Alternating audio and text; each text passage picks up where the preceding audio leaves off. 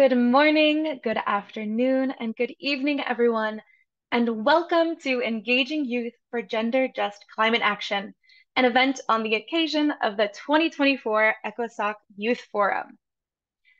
Today's event is hosted by the Georgetown Institute for Women, Peace, and Security, the Global Network of Women Peacebuilders, and the Young Women Plus Leaders for Peace. My name is Sophia Farian, and I am the Program Coordinator for Central Asia, Eastern Europe, and South Caucasus at GNWP. I am very excited for today's intergenerational dialogue, amplifying the voices of young people, especially young women, working on the intersection of gender equality, climate justice, and peace. We have a few housekeeping notes before we begin. So, in an effort for linguistic inclusivity, interpretation is available in English, Spanish, French, and International Sign Language. For the languages, you can click on the globe at the bottom of your screen to access them. Also, as you probably heard when you joined, today's event is being recorded and will be published online. And finally, please utilize the Q&A function on Zoom, not the chat. If you have any questions that you would like our panelists to address at the time of the event, at the end of the event rather, if we have time. So with that, let's get started. To set the scene for our panel today, I turn to Dr. Marissa Enzor, the Senior Climate Research Fellow at the Georgetown Institute for Women, Peace, and Security. With that, the floor is yours. All right. Well, thank you for that introduction. Good afternoon, everyone, or good morning, good evening to those of you who may be joining us from other time zones. Recent years have seen a proliferation of national and international activity on youth, peace, and security, including youth and climate change. This has been motivated by demographic imperatives. There are more youth today than at any other time in human history, both in absolute numbers and in terms of proportions. And also because of geopolitical realities. More than 600 million of those youngsters live in conflict-affected, environmentally fragile regions. As the concept of national security has been expanded to the broader construct of human security, security agendas have been globalized. Security concerns in the global north are linked to political unrest, environmentally induced displacement, and fragility in more peripheral regions of the global economy, where most of these youth bulge or youth dividend, depending on one's standpoint, lives. I'm on the youth dividend camp. And along those more positive lines, the UN Security Council Resolution 2250 on youth, peace, and security was adopted in December of 2015, so less than 10 years ago. It formalized the global YPS, Youth, Peace, and Security agenda, by establishing an international framework to address the critical role of youth in building and sustaining peace and preventing that violent conflict. 2250 represents the first time that the UN Security Council had directly addressed the central role of youth in global security concerns. Additionally, a progress study on youth, peace, and security, as requested by 2250, was made available in 2018. So all of these is quite recent. Now, titled The Missing Piece, peace as in PEACE, so the Missing Piece Independent Progress Study on Youth, Peace, and Security, this document provides a blueprint for implementing 2250 and the follow-up resolution 2419. The interaction between youth and climate action, the topic of this event, is recognized as critical for understanding the underlying mechanisms of, for instance, how forced migration, conflict, and security challenges apply specifically to young people. Historically, Most of the research on displaced populations had been related to refugees fleeing armed conflicts and persecution, how they may contribute to conflict contagion, and how diaspora populations influenced the opportunity for conflict, ignoring, until recently, the role of climate-induced displacement. Young women and men increasingly active role in environmental action and the ways in which climate change uniquely impacts the mobility, security, and development prospects of youth remain understudied. The limited availability of age and gender disaggregated data further hampers attempts to better understand how these dynamics differentially impact young women and young men. Climate impacts affect all regions of the world and cut across all sectors of society, but they also put an unfair burden on future generations. Solutions to these climate-related inequities must address underlying power structures, with particular attention to gender and generational dynamics. Typically, efforts to mitigate and adapt to climate change have mainly focused on institutional measures and overlooked the capacity of young people to promote viable mitigation and adaptation strategies. Young women and men, nonetheless, represent a unique opportunity for positive change when given given both their potential to contribute to development processes and the time-sensitive nature of the current climate crisis. As the Global Commission for Adaptation recently noted, and I'm quoting, as inheritors of the effects of climate change, youth are also integral to generating political momentum, addressing inequalities and advancing solutions.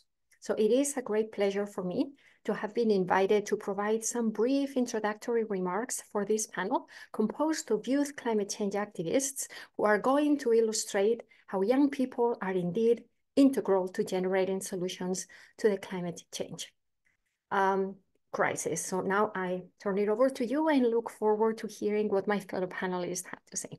Thank you. Thank you so much, Dr. Ensor, for that setting of the stage.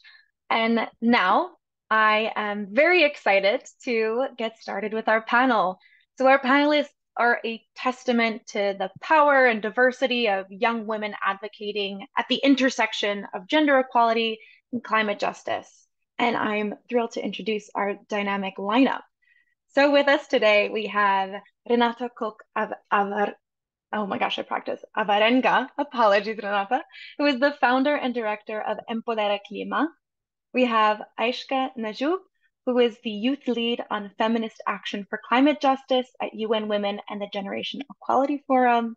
We have Marcela Fernandez, who is the founder of Cumbres Blancas. We have Monique Sirimwami, who is the president of the Nouvelle Dynamique de la Société Civile Noyau Comunal de Bagira.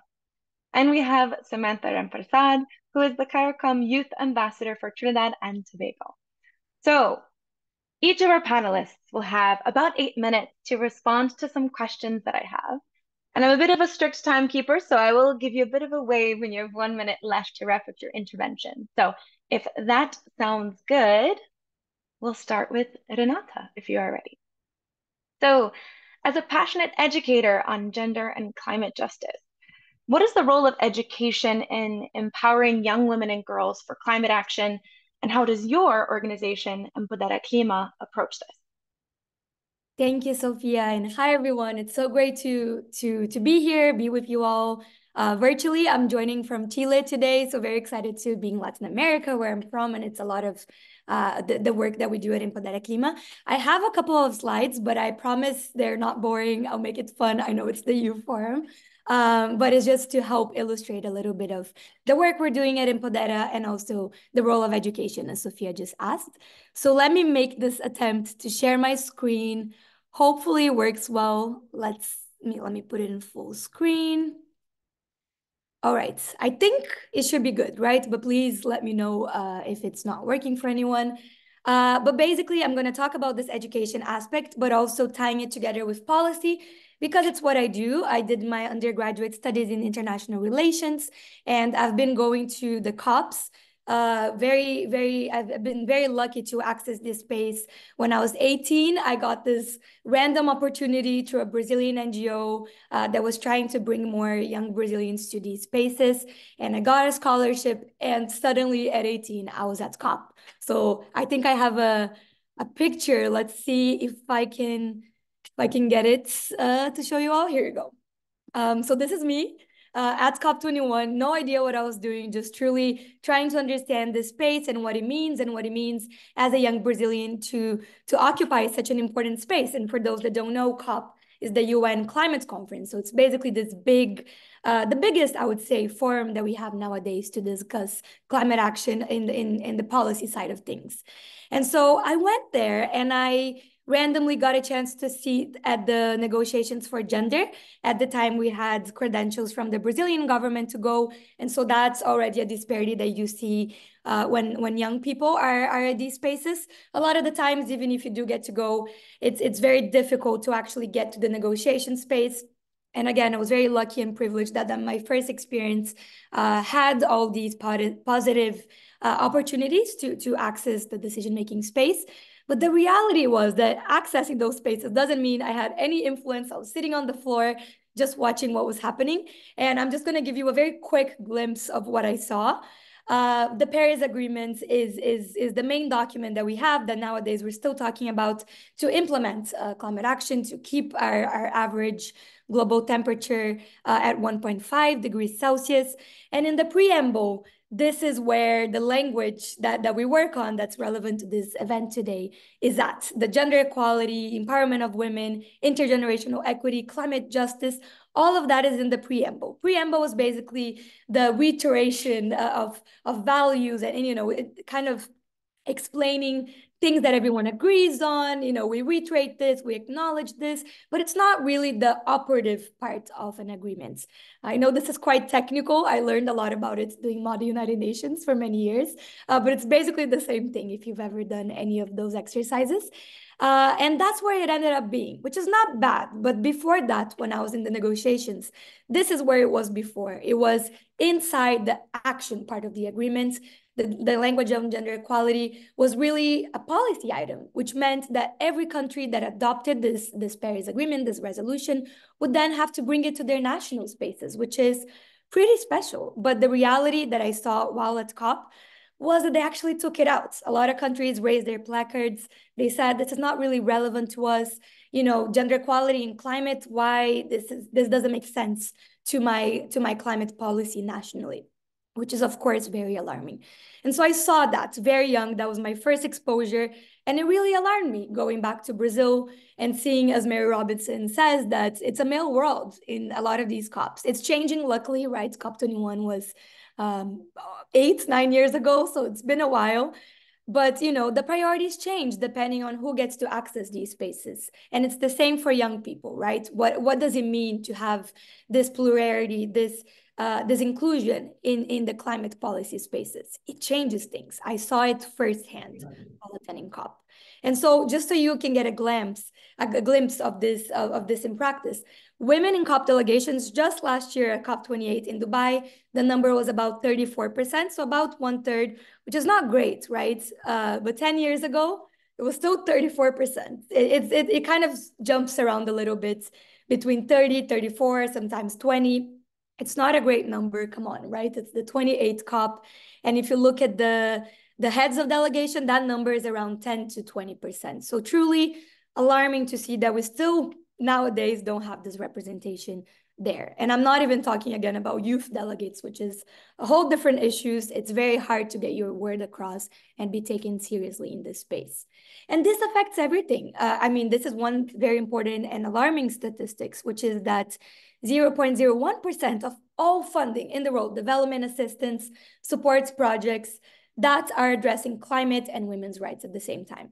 So really, there's a difficulty, there's challenges in seeing this intersectionality of these two topics. The same goes for youth. I think it's about 0.76%, the youth Climate Justice Fund did an analysis on this last year, and that was the number. So again, it's nothing, right? It's very alarming that by result of not being included in these spaces, in these decision-making powerful arenas, the results are we don't get the resources, right? Same with philanthropic environmental funding that supports girls' activism for climate action, 3%. I read recently also that the majority of philanthropic funding in general, not even environmental funding, goes to men-led NGOs. And so again, what are the perspectives that we're prioritizing? What are the countries, the communities that we are funding and giving the resources to? And so the idea of this first presentation, and I'm sure all the great speakers here, I know quite a few of them will speak more about, but that's the idea. It's that when women rise, when we have young women specifically at the top in these negotiations, in these powerful spaces, CO2 levels fall. We see this already. We see Indigenous women taking the lead, truly being the warriors that they are, the guardians of the earth. But how does this translate into a space of power like the COP if they're not represented there? And so very quickly about Empodera Clima, which is the organization that I founded exactly 5 years ago. So it's a pretty special month for us, Earth Month, Earth Day next week. The idea with Empodera Clima is that we understand that with knowledge, if we talk about this, if we talk about what happened at COP behind those closed doors, that a lot of youth could not be there. A lot of my peers weren't there. So I was very aware of that privilege and opportunity to be in that room. And what do I do with it after, right? And that's how Empodera Clima came about a couple of years later, with this idea that if we start sharing easy to access, easy to understand knowledge in different languages too. So our work is in Portuguese, our work is in Spanish, our work is in French and English, to really bridge that gap, get more people involved. And so we've been doing this, and we've also been going to the COPs, not just, you know, in some of the civil society spaces, which is important. We need to protest, we need to have that role as well, but we need to be in the powerful rooms too. And so we've been working with a lot of really cool organizations that have access to these spaces, such as UNICEF, the UN Girls Education Initiative, Malala Fund, Plan International, to bring the youth agenda from Brazil, from Latin America, with a gender and climate lens to the COPs. Since COP25 in Chile, not in Chile, right? Presided by Chile, but in Madrid. COP27 just now, we also got to bring some grassroots leaders to speak about their experiences. Because again, if you have that opportunity, that access, like the Youth Forum that you're taking part in, bring people with you, right? Put them in the stages, in the decision-making tables, and hear their stories, right? They're powerful, they're magical, and they're really important to solve climate. And so just to finalize, because I know I'm almost out of time, this is what I always say. It's in the Mary Robinson book as well. Climate change is a man-made problem with a feminist solution. This is the idea that we're discussing today. It's a feminist solution to have young people, young women from so many countries, especially from developing countries, be finally raising their voices and showcasing the powerful work they're doing on the ground, but bringing it to the global stage. They need to be heard more. They need to be emphasized more and celebrated more, not just get invited to high-level speeches, but really be in the negotiation rooms, right? And that's what we've been doing at Empodera, to really celebrate and praise the amazing work that young people are doing. Young people are experts. They're not our future leaders, right? They're already experts on climate, on gender, and on many other issues. So this is it. I can't wait to hear from everyone else. I put our social media there. I put my Instagram as well if you want to reach out.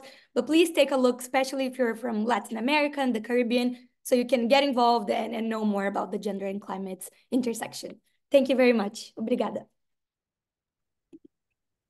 Thank you so much, Renata. And I love that quote that you ended on, and especially that youth aren't the future, they're the now. Youth are activists and experts in any field, but particularly with today's topic of gender and climate justice.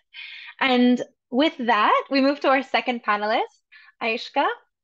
So I have a question for you, which kind of leads well from just exactly where Renata left off, of what types of approaches are needed to move towards climate action that's more inclusive of young people, and specifically young women, in climate policy decision making at both the global and the grassroots level? Thank you so much. I really truly appreciate that. And as well as I think it's a hard one to follow after what Renali has mentioned, but I will try to build off of a lot of things that she has shared. I think I want to quickly set the context. For me as well, when I came into the work, it is because of a personal story that I truly connect with. So I share a diaspora of being originally from India, but living in the UAE and in the Middle East and North Africa region. And in India, back in the 1973, there was the first eco-feminist movement called the Chipko movement that took place, where a woman community in a village in Uttarakhand resisted a big corporate company that was coming to fell all of the trees in their region by hugging the trees. And that's where the word Chipko comes from. And they hugged these trees because they knew that their livelihood really depended on the forests, so was a lot of their culture and knowledge that was dependent on these forests. And this through this resistance, they were able to prove their stand in the sort of capacity that they hold to protect their own livelihood and culture, as well as show that women are agents of change. And I think from the story in itself, I carry a lot of value to know that women have always been on the front lines of this crisis. And not only are they vulnerable, because often at times that's how they are framed as, vulnerable constituencies, but at the same time, we are agents of change that carry a lot of knowledge, traditional knowledge in, even. And I think from that essence, it's super important to address it from an intersectional lens. When we talk about the climate crisis was never created in an equal world to begin with. It is built off of, capitalistic, white supremacist, and colonial roots. And because of that, all of the people whose lives are shaped by these structural systems and structural oppressions, they face vulnerable impacts to the climate crisis. And therefore, young women and girls are one of those constituencies that need to be considered. And I think that's why it is important for us throughout the climate discourse to ensure that there is a gender transformative lens integrated into it, and we are considering feminist principles and value. Now, what do we really mean by gender transformative? Because often at times, I think when we talk about impact, so when we say that the climate crisis is exacerbating the impacts on a specific community, we often look at it from a responsive lens. How do we respond to that specific situation? But little do we take the time to take a step back and think, why are they vulnerable in the first place? And I think that's where the gender transformative lens comes from, because we're going one step ahead in not just responding, but to transform and uproot these systems of oppression, such as colonialism and capitalism and white supremacy that continues to put profit over people and the planet into a much more, a better space where we are caring for both the people and the planet through various feminist principles and values. And that being said, if we are to look at the current national, local, regional policies that exist, whether it's the nationally determined contributions or the National Adaptation Plan, very few of them actually even are considering gender responsive approaches or even gender transformative approaches. And hardly any of these NDCs and NABs even include women and young women and all their diversity in the process, and especially in the consultation and co-creation process of these policies and documents. And I think it's super important for us to recognize that if they are not at the table, at the decision-making processes, then inherently a lot of the knowledge they hold, as well as their needs, will not be prioritized throughout the process. And this is a big gap that we have to address.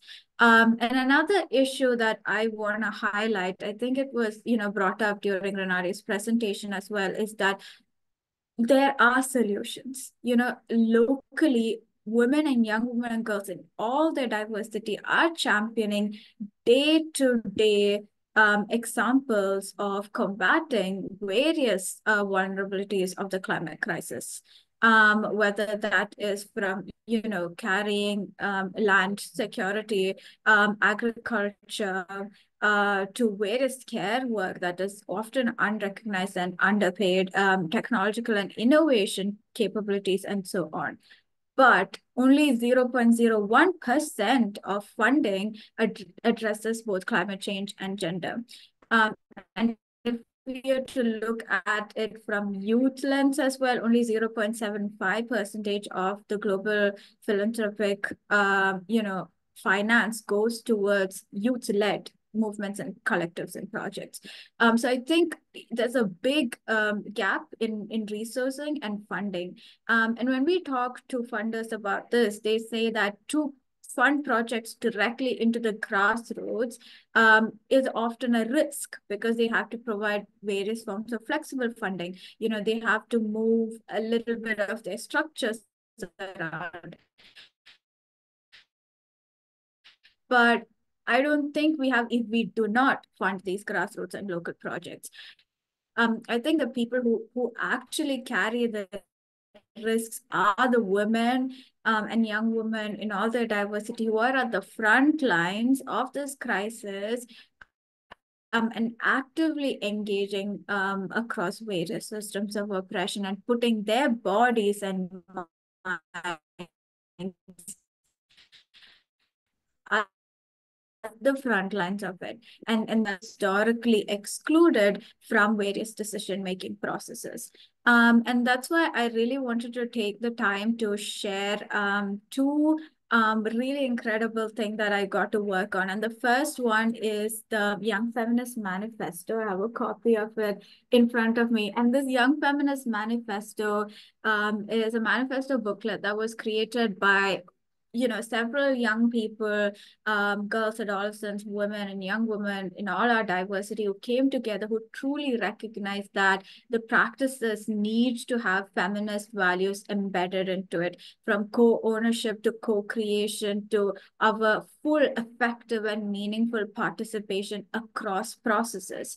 And I would love to share the link of the Young Feminist Manifesto in the chat as well, because, when I do go to these spaces that have historically, not addressed the gender lens in various aspects of climate actions, and call for and lobby for our presence, they often say, okay, we have given, let's say, 34% of women representation, as was mentioned in the presentation. How many more women do you need, or how many more girls do you need? Like, at what number would you be satisfied? And I think the question that I like to, ask them back is that it's not about how many, but it's about how much.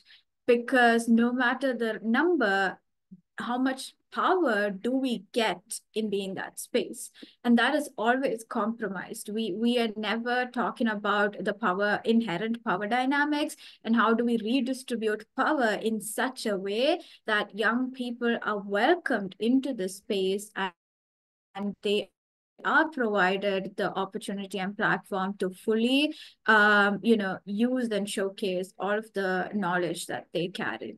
And I think that those are some of the key aspects that I wanted to share specifically. And I really, really want to remind everybody that women, especially Black, Brown, and Indigenous women and girls in all our diversity, are the leaders of the climate movement. This is not a new wave. since the 90s, 70s, and much before. We've always been at the forefront. And the legacy of imperialism and exploitation has not died. It has just distinguished itself under different names, but its purpose is the same. It is to serve the white patriarchy. And in order for us to tackle this crisis, we must listen to women and girls at the front lines. And this is not what's happening in various multilateral spaces where women and girls are considered as the first ever bargaining chip. So how do we all unite to make sure that this is not the reality, and we are not, continuing to historically exclude the most powerful voices that can carry forward climate action?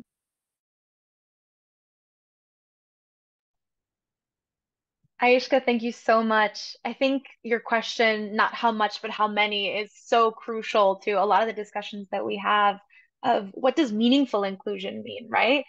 It's what do you mean to meaningfully include people who can disrupt existing oppressive and exploitative power structures that continue climate and gender crises. So thank you so much for your stories and your intervention experiences.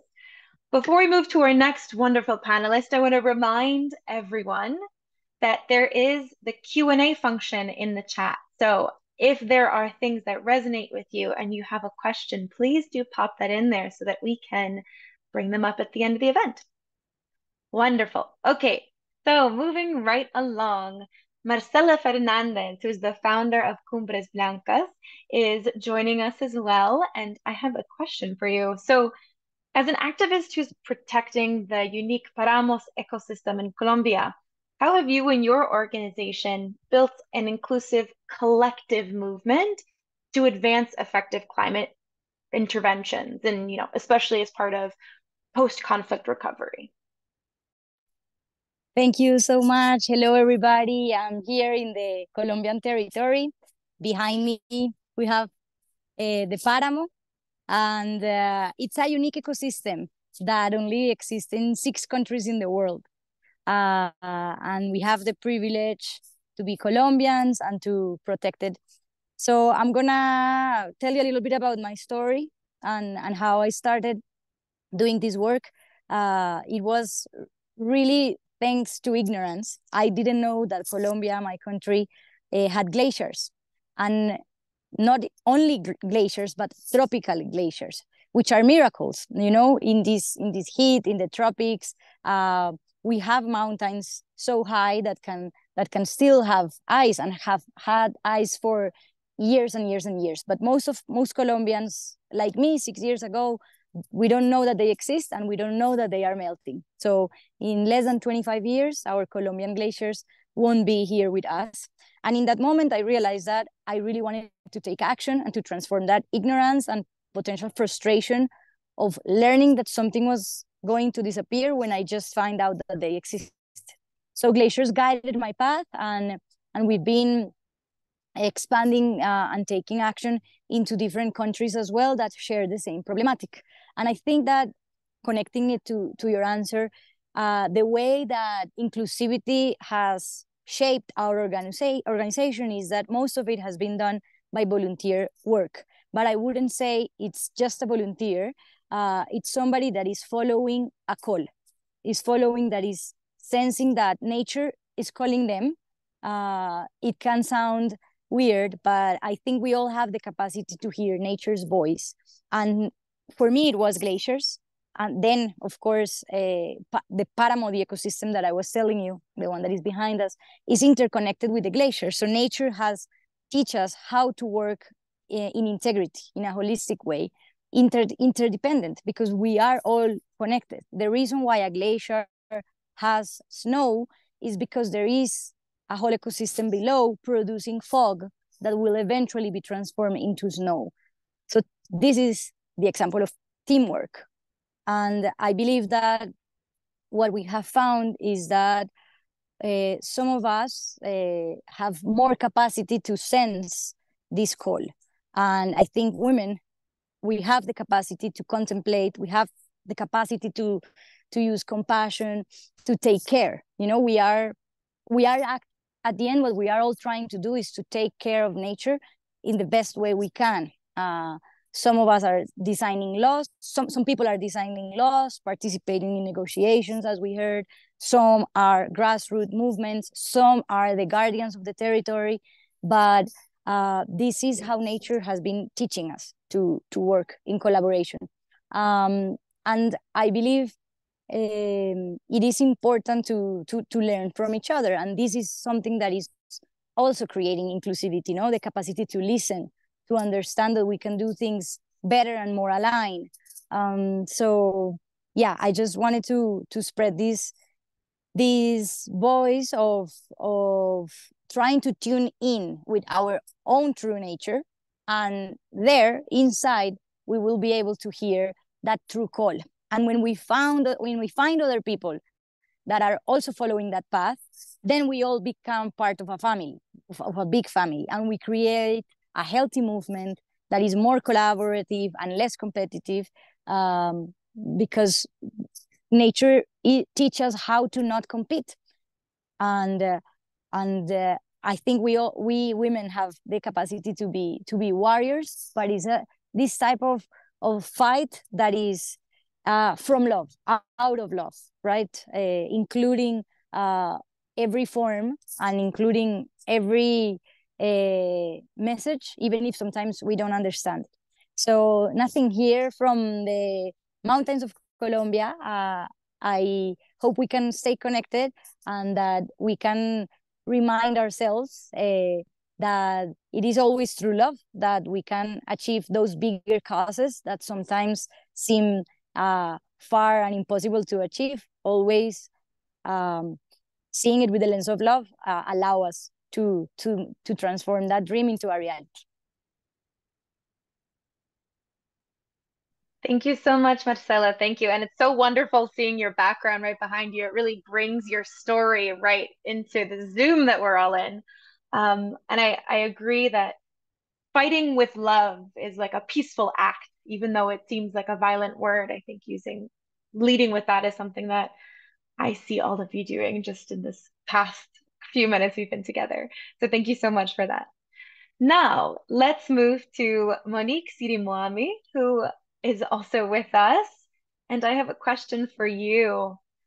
So as a strong advocate for social issues and entrepreneurship, what are the opportunities and challenges facing young women who enter eco-entrepreneurship? And what are some good examples of these? Monique, over to you.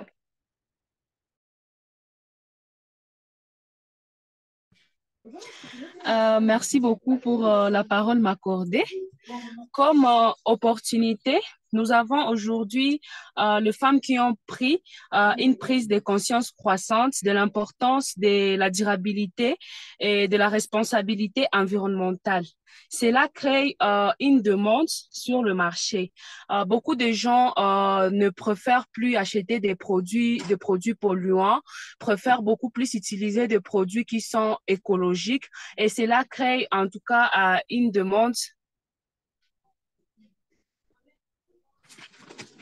Et cela crée une demande forte sur le marché.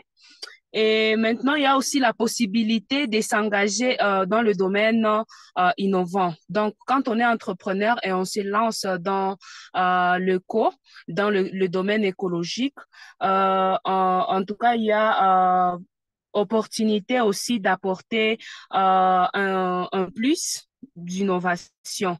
Maintenant, comme défi que les jeunes femmes font face dans ces domaines, il y a le manque de visibilité et de reconnaissance pour les entrepreneurs.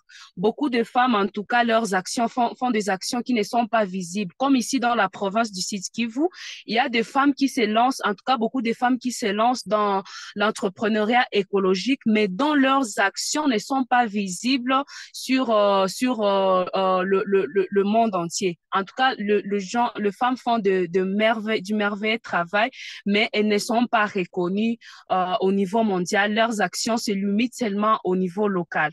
Il y a aussi comme difficulté d'accéder à des réseaux d'accompagnement et de mentorat spécifiques pour les entrepreneurs dans ces domaines. Beaucoup de femmes se heurtent face à ces problèmes-là. Elles manquent sur qui s'appuyer pour avancer, vu que la concurrence est vraiment dure dans ces domaines, avec les problèmes des stéréotypes aussi. La femme, elle est limitée, la jeune femme est limitée à aller loin pour aller chercher des financements, pour trouver des mentorats. Et aussi, il y a comme défi de notarier son entreprise. Pour trouver les documents de l'entreprise, ici à Bukavu, c'est compliqué en tout cas. Et c'est une lutte que nous menons de notre part dans notre organisation, dans notre programme des Young Women Leaders for Peace. Nous sommes en train de mener un plaidoyer pour que les jeunes femmes ne se heurtent plus face à ces problèmes de faire notarier leur entreprise. Il y a le prix, il y a des tracasseries sur le marché. Une fois que tu fais sortir ton produit, il y a surtaxement, en tout cas de la part du gouvernement. Il y a plusieurs taxes et les jeunes femmes ne parviennent pas à avancer dans leur entrepreneuriat. Maintenant, comme bon exemple que nous avons dans ces domaines-là de l'entrepreneuriat écologique. Il y a beaucoup de femmes qui œuvrent dans ces domaines. Nous avons l'entreprise Plasticor ici dans la province du Sud-Kivu qui fabrique de chaises, des tables, des canapés à base de bouteilles plastiques. À base des bouteilles plastiques, elles vous font des bonnes chaises, des bonnes tables et des très bons canapés en tout cas. Et moi, personnellement, d'abord, je faisais des pavés écologiques. Je fabriquais des pavés écologiques. Malheureusement, par rapport à la concurrence sur le marché, les surtaxements, je dû arrêter avec l'entrepreneuriat que j'avais commencé. Maintenant, pour conclure, je peux dire que les jeunes femmes entrepreneuses dans l'éco-entrepreneuriat ont un rôle crucial à jouer dans la construction d'une économie plus durable et respectueuse de l'environnement. Et leur engagement, leur créativité et leur vision peuvent contribuer à façonner un avenir plus vert et plus équitable pour tous. Il est essentiel de soutenir et de promouvoir ces entrepreneuses pour favoriser un changement positif et durable. Aujourd'hui, on ne peut pas parler des changements, on ne peut pas aller vers l'entrepreneuriat vert si on ne met pas aussi la femme au centre de la chose. Il faut que la femme se sente aussi impliquée. C'est qu'il y a un problème.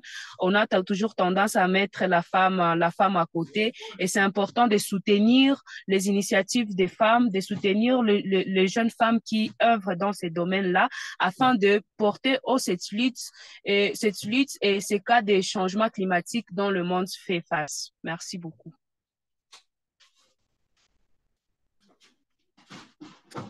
Thank you so much, Monique. Merci for sharing the stories of really innovative entrepreneurs, like young women who, as you said, mainstream or just bring eco into everything that they do, bring environmentally friendly and conscious elements into their entrepreneurship. And I think harnessing the extreme innovation of these young women is crucial to create a green future and a safe future for all of us, you know? So thank you so much for that. And now we move to our final panelist for this first round. So Samantha, if you were there, I have a question for you as well. How do youth councils and action groups advance inclusivity and elevate the voices of young women in climate justice? And how can policymakers and decision makers more meaningfully engage them, as you were talking about meaningful engagement earlier? Over to you. Yes, thank you so much for that question. So let me just briefly say who I am so that we'll understand where my contribution is also coming from. So I am Samantha Rampersad from Trinidad and Tobago. I am the CARICOM Youth Ambassador for my country, and I also sit on several other organizations. Climate change, as we know, has been a very, very troubling issue to the Caribbean small island states. As our oceans get hotter, so there's the pressure for us to do better. So your question was, how do the youth councils also include women in climate change? I'm sorry, I'm not too sure if my internet is dropping. I'm joining you all from a very busy area. But I'll first start off by saying that we have capacity building sessions. Before you can start advocacy, you need to be aware of the issues that you're facing. And we need to recognize that young women, we are often the most vulnerable ones when it comes to climate change because we're often disproportionately affected. You know, when we look at things like period poverty and sustainable products for us as young women, if when a climate becomes more hotter, we don't have the access that we generally need to.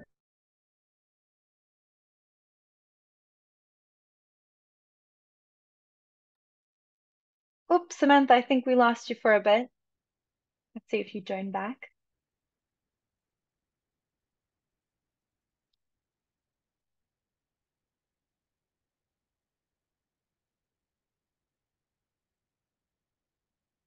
Samantha, do you hear us? It seems that she's having some connectivity issues.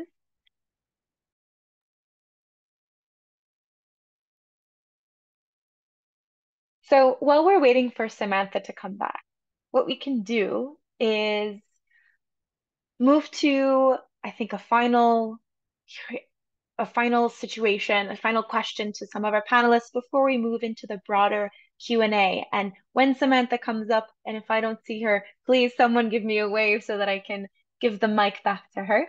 But what I'm going to ask our panelists to do so they can prepare their responses is in about 2 minutes, a really quick kind of elevator pitch. If you were in an elevator with a national or global decision maker and you had just 2 minutes to explain to them what approach and the importance of including young women in gender just climate activism and justice and decision making, what would you say? And I see that Samantha's back. Are you back? Okay, fantastic. So panelists, you can think about that question while Samantha is finishing her intervention, and then we'll come back for that answer. So I Samantha, apologize. you're I am good. not too sure exactly what happened, but I was speaking about being aware of the issue before you start advocating for it. So I highly encourage you to educate yourself on the topics. Now, in the Caribbean region, we have been blessed that our leaders have made allocation for fair access to education. And so as we see moving into our civil society spaces, a lot of young women are also championing the causes, and we are rising to the occasion. As we have a lot of head of states of women as well. So alert yourself, be informed about the issues you're facing, know how it impacts you and also your families. And also bear in mind that men are our greatest allies just as well. And when we look at things like period poverty and we also link that to climate change and how it affects us, we as women need to step up to the mantle because who's best to represent we as women than us? And so we need to also ensure that the actions that we take moving forward are also helping the generations that come after us. So we need to advocate for things like that. Also, utilizing social media is a great platform. We don't always have to go forth and create a new initiative. We don't always have to create something new. You can join, you can have partnerships. We have a lot of UN agencies within the Caribbean region that put out funding calls for youth-led women organizations to come forth and also be able to access grant funding, right? And I also mentioned men as allies. Now, what are we doing in terms of not just the youth councils, but CARICOM, for instance? How are we including a young woman in capacity building, but also in the decision-making process? The CARICOM currently has a project going out for all their CYAs. We were able to submit a project that we're very passionate about to combat climate change and be able to get funding. So for instance, my project was to create bins out of seaweed. We know that when the seaweed stays within the oceans for a period of time, it releases all the toxins that it once withdrew back into the ocean. So things like carbon dioxide that we don't need to our fishes. And so when we harvest that within a certain period and we're able to refine it, we can now make seaweed bins that we're going to put on the same coastal shores to prevent pollution, which is also adding to climate change. And I also mentioned period poverty. I also want to ask each and every one of you here, while we're discussing climate change and gender equality and all of these things, I would also like us to pay attention to creating a sustainable product with period poverty and also encouraging that within your regions. It's also important in not all regions might be as fortunate as the Caribbean to have women being able to step up, but it's also important for organizations to have quotas. If you are aware that there's a need for more female voices, create things like quotas. Also have leadership sessions that, for instance, the Trinidad and Tobago Parliament has something called Young Women in Leadership. They provide the leadership training and the capacity building for young women to be able to rise up and share their voices. I'll just stop there so that we'll have some room for more questions, and I thank you again. Thank you so much, Samantha. Thank you for that. And I think I really want to, what stuck out to me was you don't always have to make something new to make impact and change. There are social media campaigns, coalitions, which many of our panelists are active in, that exist that you can very easily become engaged with and make impact and build off of the momentum that a lot of activists, including young women activists, have already done. Standing on the shoulders of giants is something that my mother always taught me to do, so the same here. With that, I'm going back to in my first question. So with a few minutes left before we jump into Q&A, I want each of our panelists to tell us if they had only 2 minutes with a national or global policymaker, how would you tell them what approach or the importance of youth inclusion and gender just climate policy is? So we can go back to the order and we can start with Renata. You got 2 minutes. Sounds good. So if I was in front of a decision maker, I would first make the very key point that climate change exacerbates inequality. I think that's still a very hard point to make. A lot of people don't understand it. And so we need to talk about that, say that children and women are 14 times more likely to be killed by climate-fueled disasters. So if we want to have effective climate action, just climate action, inclusive climate action, we need to bring the people that have the lived experiences of climate change, of the climate crisis, to these decision-making spaces. So bring them in. And these people in power, you're the decision maker, you have a role to play, right? Perhaps it's someone that uses the space to shed light on these key injustices, and also being an ally and bringing the people to these spaces, opening the doors, right? Calling out the injustices and the unfairness of these processes that are very much real right now. And so bringing women, young youth in general to the negotiation table will bring better results. So that's the key point, right? There's vulnerability that they face. They will bring better results. They will bring better results than what we see nowadays. That's because young people are experts. Young people have a stake in what's happening. Many have lived through the key challenges that are being discussed in the climate negotiations. And so bringing people, specifically young people that are already on the front lines of climate change, are already dealing with these negative impacts, will make a difference and will bring better, innovative, creative, and more inclusive results. So every person in power, every person that has a seat at the table has, I believe, a duty to bring the ones that are not there, the missing voices, to these spaces with them. Thank you, Renata. And you came under time. Very impressive. All right. Aishka, you got 2 minutes. How would you respond? I would like to share that the climate crisis is very much a reality of the present that is affecting the most vulnerable communities, and we are seeing record-breaking temperatures, as well as even in my own country, we were hit with extreme floods that we haven't seen in the past 75 years. So if you are going to move forward by excluding the biggest population, the biggest current population, which is the youth generation, then your policies will always be bound by limitations. And the only way we can move ahead with climate actions and policies that will address the needs and be efficiently reactive to the current challenges we are facing is by engaging young people in all their diversity. So that's something that I would like to put forward. Perfect. Thank you so much. Marcela, over to you.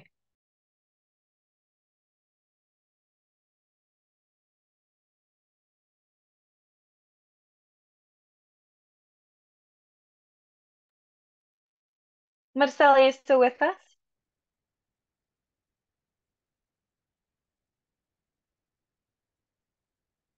While we're waiting, how about Monique? Over to you.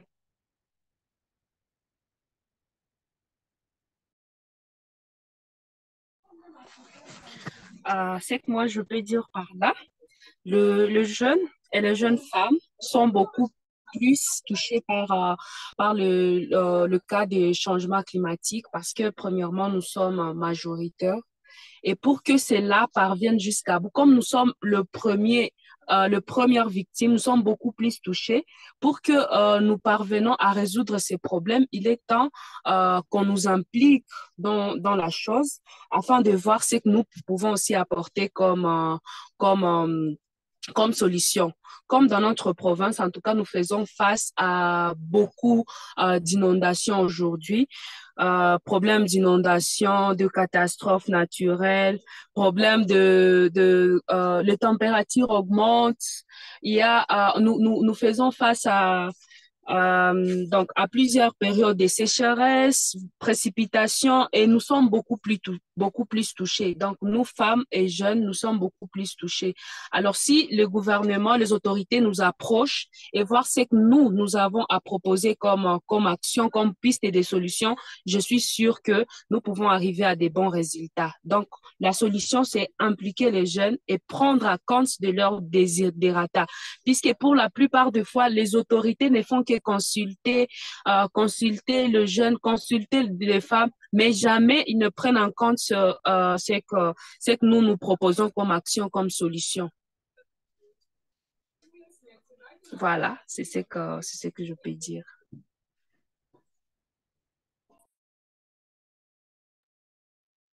Thank you, Monique. Samantha? So I will start off by telling them that young people are our greatest assets and also our largest population, and we are experts in our own rights. We have the innovation, the creativity, and most times a great solution to the problem. If you're not engaging young people, you are leaving out the largest population and the representation that we need. Collaboration is something that we need in order to combat this crisis, and it requires a whole of society approach. And so I will continue to advocate for young people. I know you're running out of time, but again, thank you so very much for allowing me this opportunity. Wonderful. Thank you so much. Just want to check if Marcela's still with us and has a two-minute pitch to give.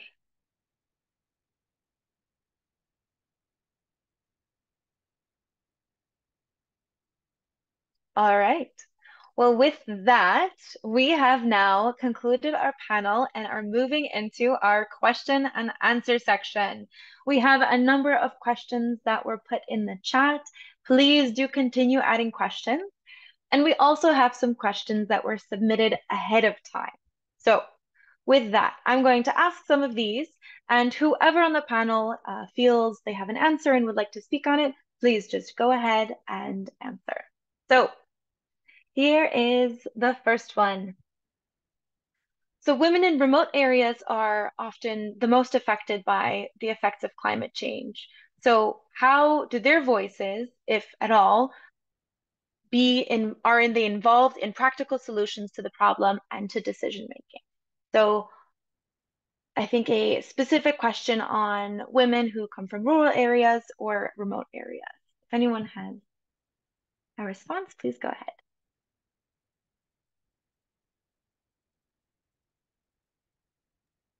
Okay, I can take that question. Then hopefully someone builds on it. I think it's really important for us to be vocal. You have to make sure that your voice is heard. And I know sometimes that is a very difficult thing. We as young people often face it. But you have to reach out to those in authority, whether it starts at your local level. So your counselors, you reach out to them, make sure that your concerns are heard. It is their duty to represent you. That is their job. So make sure that your voice is heard. Advocate. Sometimes in this life, if you know something is right and you need it, you do it. And you can apologize after. But make sure that your voice is heard no matter what it takes. And do your part as well. Create your little initiatives within your organizations, within your village, and then you can broaden that. Social media is a great tool for advocating and ensuring that you can build on collaboration with other persons that might be doing similar things like that. So thank you. Aishka, go ahead.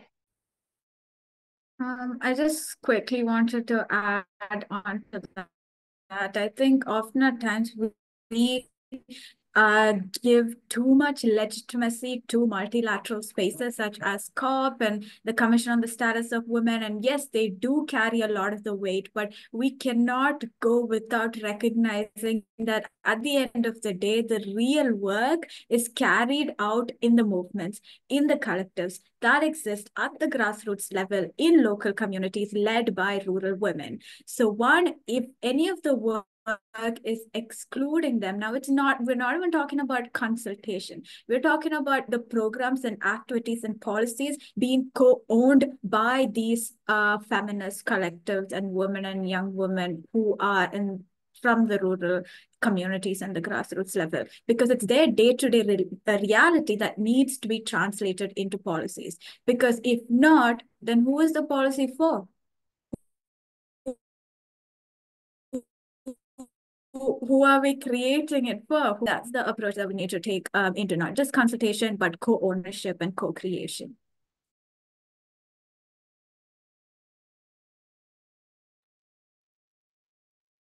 Often when we hear the pretty words that come from multilateral spaces like the UN, and then you look and speak to local women, peacebuilders and activists on the ground, how those words don't get translated to the ground is so evident, especially in exactly what we've been talking about and in climate initiatives and in presence in decision-making spaces. If none of our other panelists have a thought on this or want to speak on this, let's move to the next question. So how do you see intersectional areas like sexual and reproductive health rights play out in advocacy for climate action?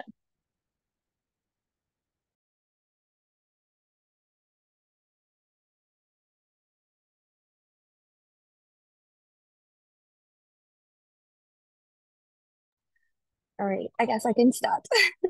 Sexual health and reproductive rights is a passion of mine, and I've been working on that the past 6 years with UNFPA. So I just want to highlight some important factors on how SHR, and please guide me if I'm not answering the question exactly what it asked.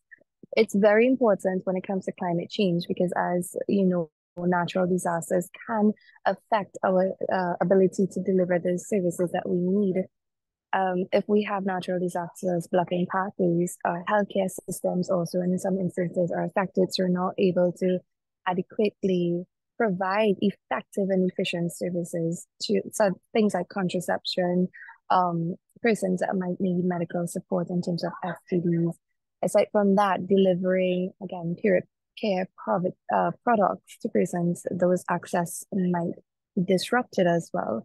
I'm not sure if anyone else wants to join in. I don't want to add all, but I just wanted to highlight the importance of that disruption. And it's very important for us to keep talking about SHR and climate change, and it's not something that we have very often. I'm happy to add to that what Samantha really hit the nail on the head on that. I think just in my experiences that, dealing with gender and climate, when I go to people, as I said before, a lot of people are confused, especially a lot of men that, have been in this field, but in the climate space, but truly don't, give a second look to intersectionality and to these issues. And really, it's so simple, right? And it's this idea of, when you think about gender inequality that we have, the patriarchal systems that we have, that's exacerbated when there's a climate disaster. And so, as Samantha said, it's the same if we're having, for example, if a young teenager, young woman is on her period and she can't go to school because there's not clean water and sanitation, right? This because of pollution in her area, for example. This is very common, right? And it's about health, women's health, right? And this idea, and of course, everyone that menstruates. And so that's one point, but also one that's very present in Latin America, for example, is gender-based violence. And so, again, in a situation of climate disaster, if a woman is in an unsafe, in a dangerous household, in a dangerous situation, that can get exacerbated. That becomes worse. That woman is not able to exercise her full independence and her full rights to be her own self, to pursue her education, her career, because of being in that gender-based violence scenario, right? And so climate change is just exacerbating these very real issues on sexual and reproductive health and rights. And we saw that with COVID, right, a lot. And truly, that's exactly what we see with climate, but worse in a way, because it's where we're heading as a society, as a humanity, which is very scary to think about, but that's why we need young women speaking for themselves in these spaces.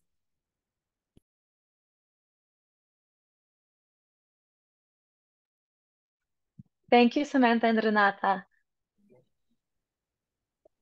Je voulais aussi ajouter, je peux? Go Ok. ahead. Dans ma province, en tout cas, parler de la reproduction, santé et reproduction, en tout cas, c'est comme un tabou ici chez nous. Alors maintenant, quand on essaie maintenant d'ajouter les secteurs climatiques, c'est toujours la femme qui est victime dans tout ça. La femme est victime, la femme est beaucoup plus affectée par les catastrophes naturelles. Et encore, quand par exemple, une femme qui est enceinte et maintenant qui subit le cas d'inondation, le cas donc, des problèmes vectoriels, le palu. En tout cas, c'est toujours la femme qui est beaucoup plus victime. Mais les hommes ne parviennent pas à comprendre tout ça. Voilà pourquoi il est encore important de sensibiliser les gens. Bon, peut-être de votre côté, là, ça va. Mais en tout cas, ici, chez nous, il y a des mots, des termes qui ne passent pas. Quand on parle de la santé et reproduction, en tout cas, parfois dans notre communauté, ils prennent ça comme un sujet tabou.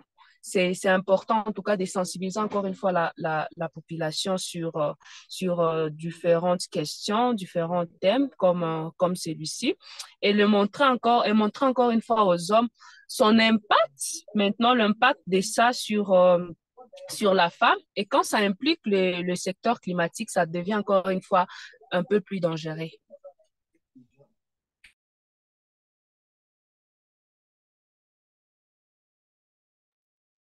Thank you, Monique. Other panelists.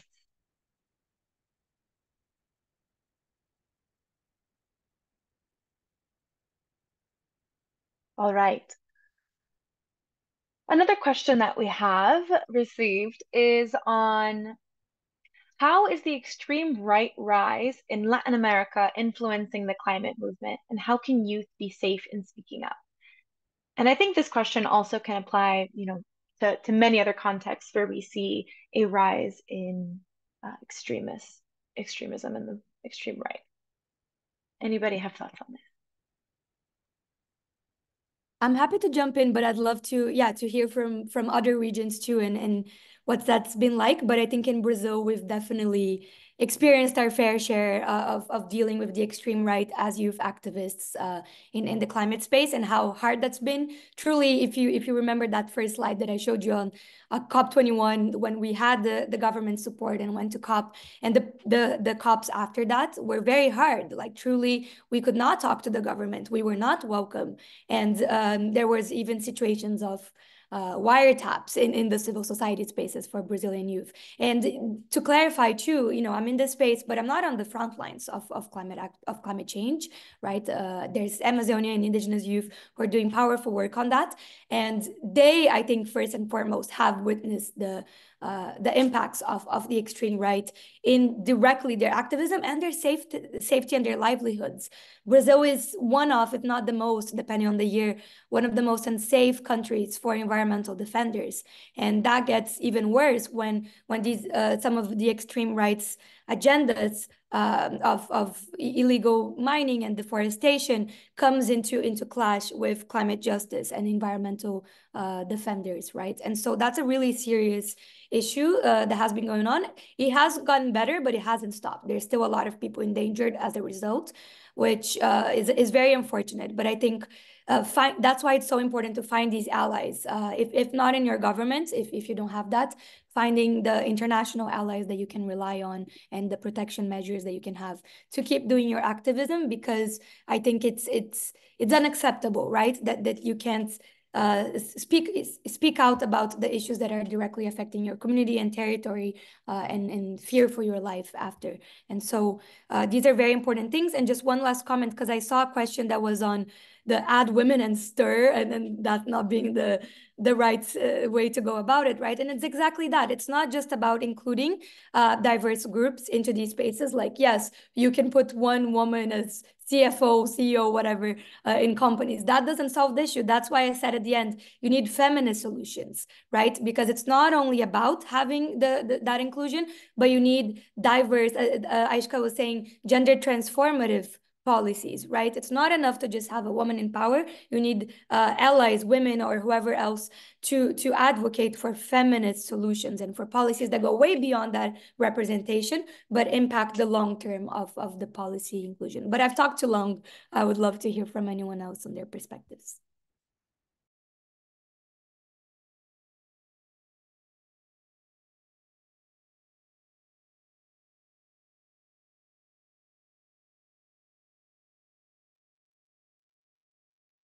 Do any other panelists want to jump in on either the rise of the extreme right, or I think talking about protection challenges? What are some of the security challenges that youth and young women and climate activists in particular face?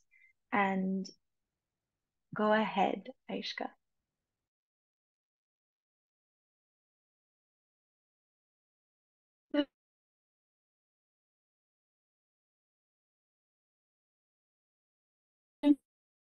Thank you so much. I really appreciate it. I mean, I want to something to me is that it's important for us to recognize we do not solve the issue by changing the players. We need to change the game as well. And right now we are under a system that does not value, our bodies as women, young women and girls in all our diversity, and we put our bodies in danger every single day to fight for, safeguarding the people and the planet. And firstly, what needs to happen is to recognize the work that we do under these systems. And in that recognition and in that solidarity, I believe we will be able to fight for our collective liberation from these various systems. I think that's the first step that we all need to talk about. And then the second thing that we need to talk about is that not all of us comes from the same identities and various geopolitical situations, and nobody is able to do activism the same way. I think often at times there is this Western narrative, and if you're not able to check box on those specific things, then you're simply not considered an activist, and all the work that you do is not recognized, and you're faces of movement. And I think as an activist from the MENA region, I have faced that situation a lot, because sometimes a lot of that work we do is simply not as a whole should be, creating more broader and opening and accessible ideology of what activism can look like in the first. In every space that we talk about, it is important to integrate holistic safety and security as a core principle and value. And when I say holistic, it's not just physical. I believe that as activists, we are all burning out so quickly. In this whole process, we are always in the fight mode. It's not if I say there's a danger and fight and flight is the process, and as activists we have been putting all our lives in fight mode, that we end up going into a situation of freeze where we can no longer process and act into our own needs as human beings. And I think it's important that we consider a holistic approach where we take safety and security physically but also mentally, and that is what will help not just equip or strengthen movements but sustain movements, and that's what our conversation.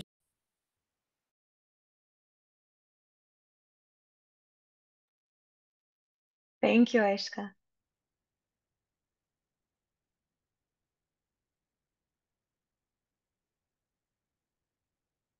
Other panelists who want to take the floor?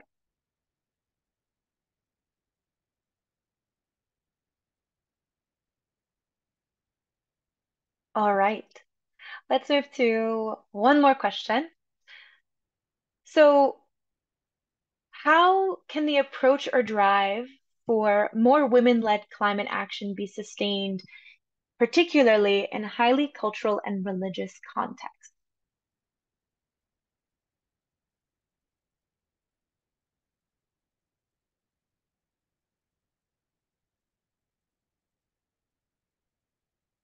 Or some best practices or challenges that you see?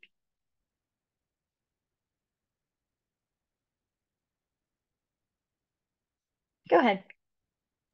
I'm not sure if I fully understood the question, but I will try to give my piece, and then please let me know in the Q&A box if I did not answer your question properly. And I think that's why intersectional, we do not experience the impacts of the climate crisis in the same way.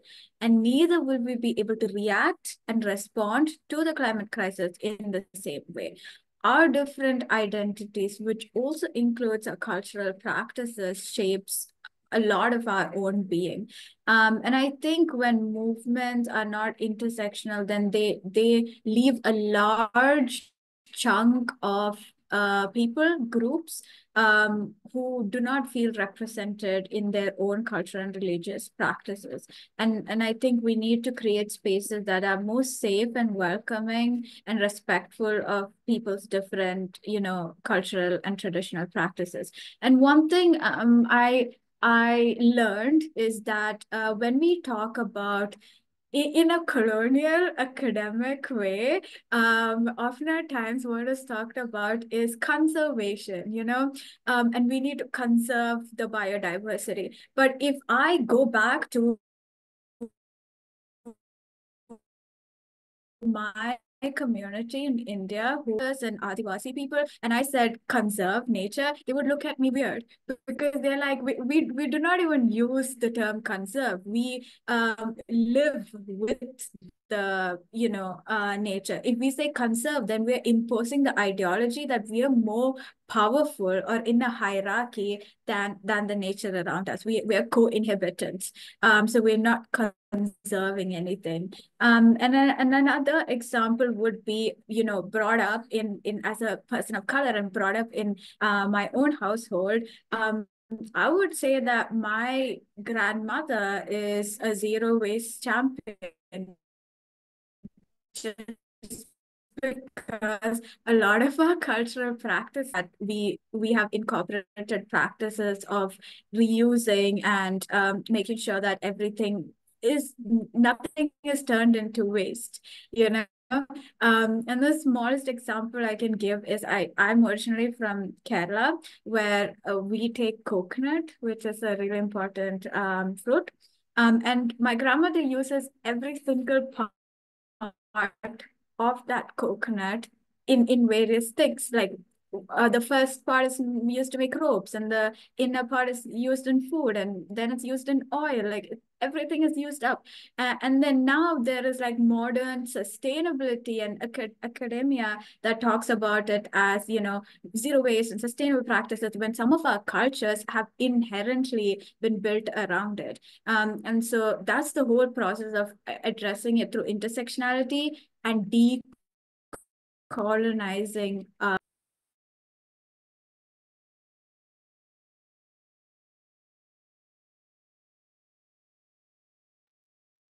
Aishka, I think we lost you a little bit at the end, but I very much resonate with my grandmother being a zero waste champion, because my Ukrainian grandmother lets nothing go to waste, whether it's food, whether it's products that she has. So that very much resonates with me as well. Monique, go ahead.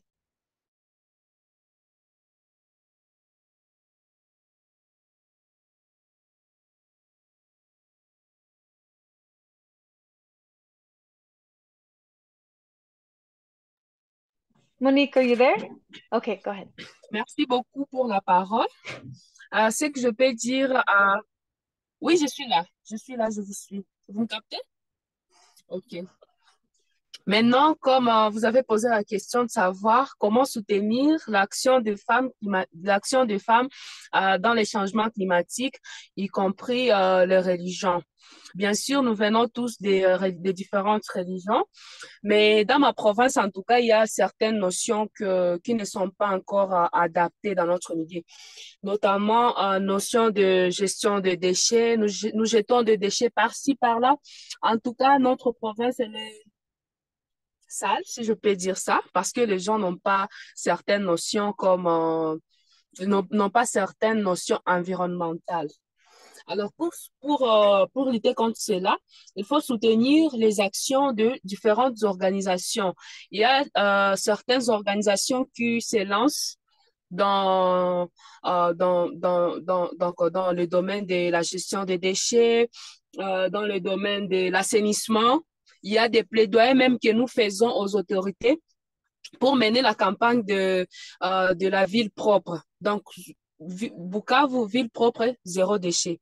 Mais, en tout cas, ces plaidoyers ne passent pas parce que les gens n'ont pas encore changé de mentalité. Donc, pour nous, il faut d'abord faire une campagne de sensibilisation pour lutter contre, pour changer les gens, le mentalité. Donc, appuyer les organisations qui œuvrent dans ces domaines. Ça peut être une solution aussi pour soutenir les actions des femmes dans le domaine climatique. Merci.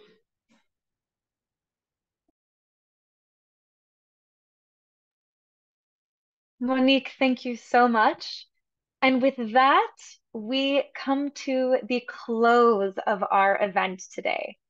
So I want to say that we've heard a lot of things. We've heard about how climate is a conflict multiplier, and how women and other marginalized groups are disproportionately affected by the effects of climate change.